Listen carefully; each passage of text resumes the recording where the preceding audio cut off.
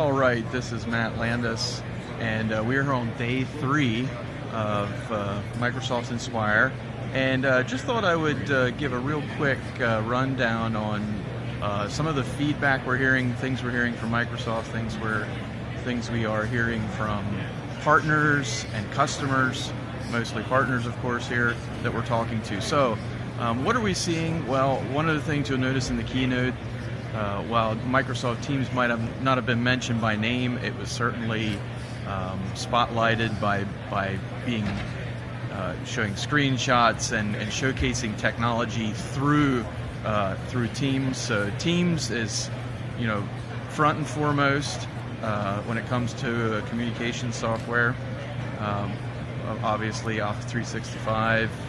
Or Microsoft 365 and Cloud PBX are obviously focuses as well. And as we talk to partners, one of the things, a repeated theme was how do we get all of the checkboxes checked, features needed to implement Office 365, listening to European partners, United States partners that are interested in filling those spaces. Of course, we have an attendant console to fill it for Office 365 or Skype for Business, but that's not what this video is to talk about. So we're really hearing partners saying, with Skype for Business Server, we have most of what we need.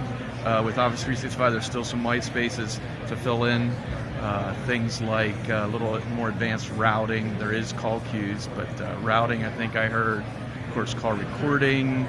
I'm trying to think other things I heard, but yeah, filling that in, making analog devices, just things that you need to have a complete solution in many scenarios. And what are some of the new products? Vendors are here, obviously want to resell stuff. One of the ones that's behind me here, let me get that right. There we got it. Yay Link back here, and of course they have phones. I think they're coming out with a new model line, a little higher CPU.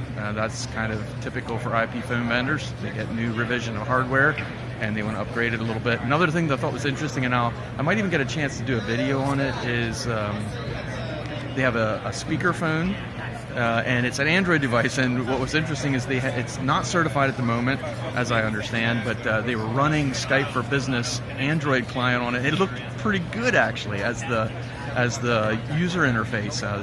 The guys there said that they are planning to write their own software, but interesting interim possibility. And another one, Yamaha. So they're not right nearby here, but Yamaha has a certified speakerphone. Its claim to fame is supporting up to 40 users in a room, a bunch of external mics, and also wired microphone for a speaker. So that's an interesting. I'm also going to try to do a first sighting there, but that thing is a certified Skype for Business certified device. And Yamaha guys said the reason Microsoft wanted them in is to get a wired speaker mic in the room. So that's an interesting scenario too. Of course, we have Polycom right behind us here, and they have, just like Yay Link, they have Cloud PBX certified IP phones. Obviously Polycom is really well embedded in Skype for Business, doing really good with their devices. And what else? I think that's all I have to say. So, just a real quick recap. We see Teams continue, getting the spotlight.